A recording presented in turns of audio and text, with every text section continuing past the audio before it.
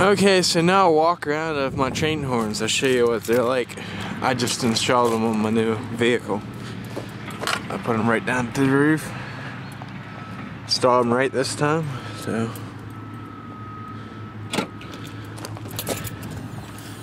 right here's the setup.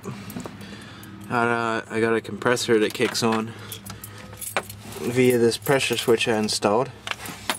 Goes through this relay, and it kicks on 110 psi.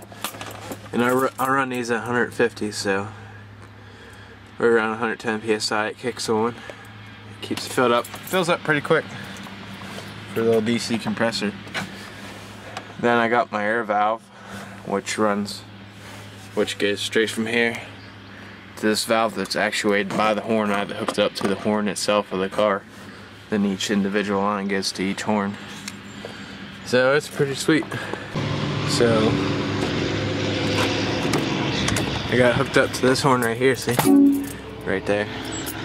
Then what's also cool is when I lock it, it sets it off.